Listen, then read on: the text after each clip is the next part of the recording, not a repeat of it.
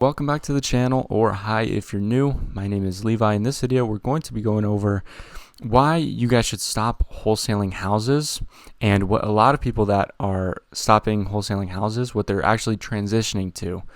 Which, before I get into that, please subscribe and like. I'm on the road to 200 subscribers, and if you like the video at the end, just go ahead and like the video. And of course, what you guys have been waiting for is getting into land flipping.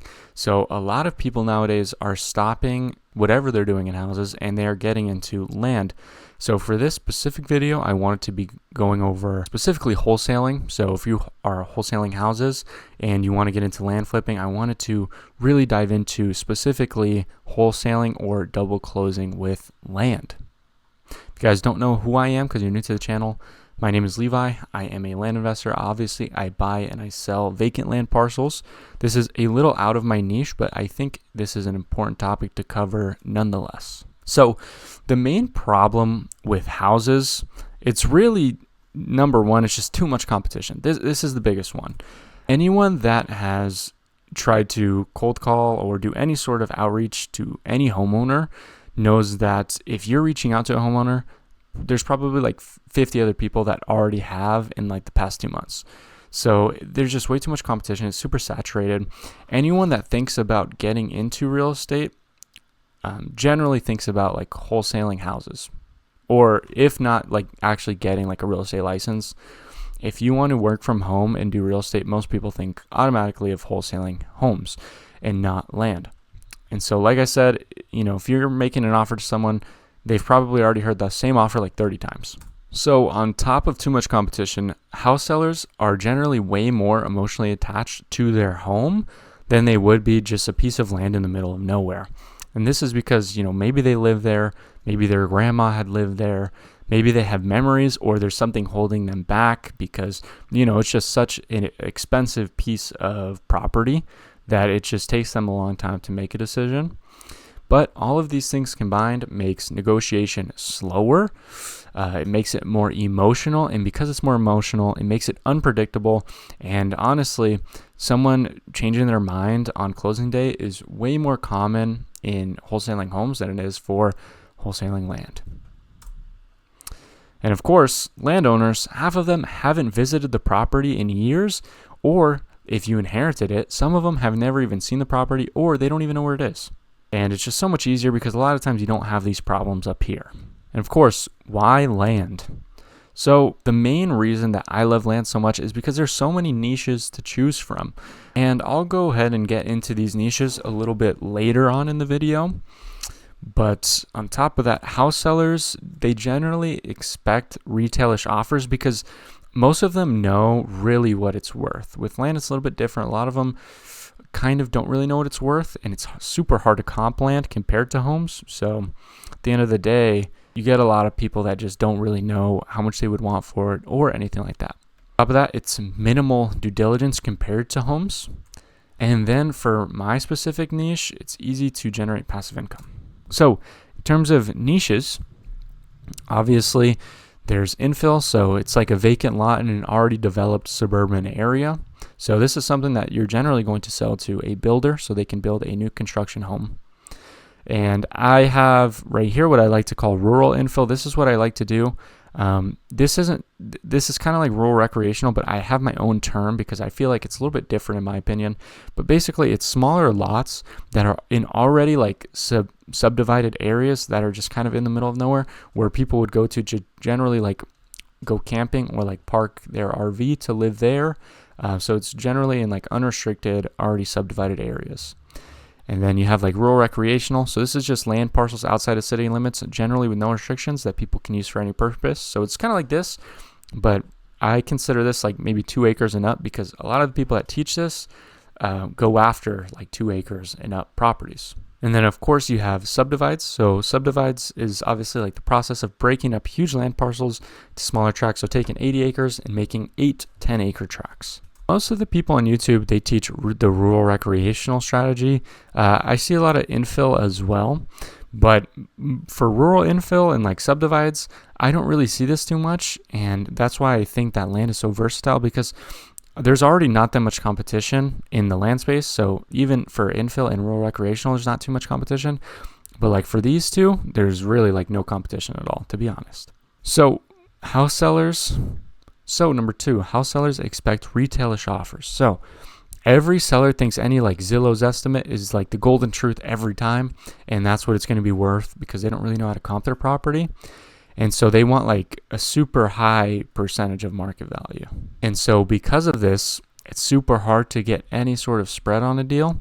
And that's honestly even when the house is generally in rough shape. But land sellers accept wholesale numbers every day. Now, why is this? Because they don't use the land. They don't know the value because land is hard to comp. They are tired of paying taxes for something that they don't use. And maybe they inherited a piece of land that they don't want, that they've never seen, and they just don't see any sentimental value in the property. And at the end of the day, in land, you hear people getting deals at 20% of market value all the time. Now, I'm not saying you're going to go into land and you're going to buy every property at 20% of market value, but you do hear it a lot. And number 3 is you have very minimal due diligence compared to homes, in my opinion.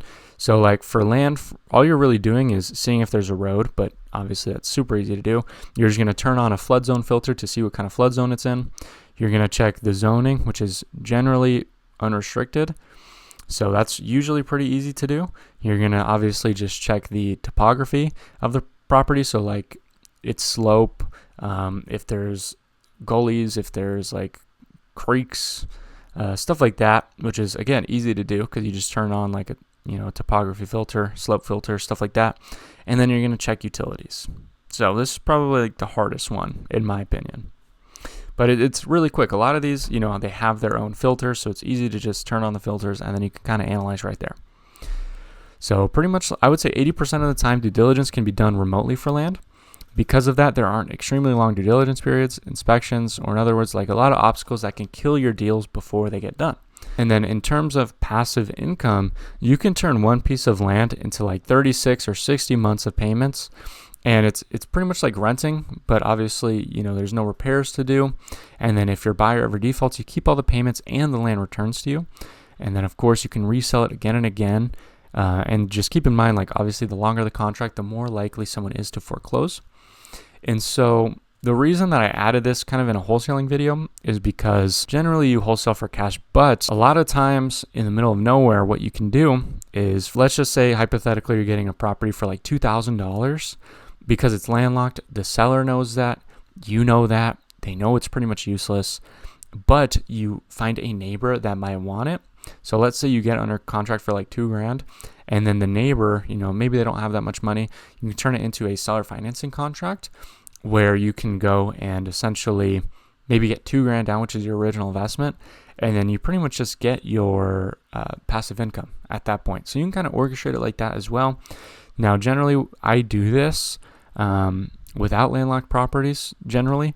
So I just make a lot of money in my niche, just basically off of seller financing contracts over time. But I thought I would just include it in here because you can really do double closes into seller financing contracts, which I do from time to time. And so this is how you can transition today into land from houses. And obviously the good news is you're going to transition well if you already have real estate experience. It's generally going to be easier for you to pick up because you are going to understand comping. You're going to understand utilities a little bit. You're going to understand sales, hopefully, and just all of the little real estate things. You're going to understand the closing process. You're going to understand what wholesaling is already. So you just kind of understand a little bit. It's going to make the learning curve easier.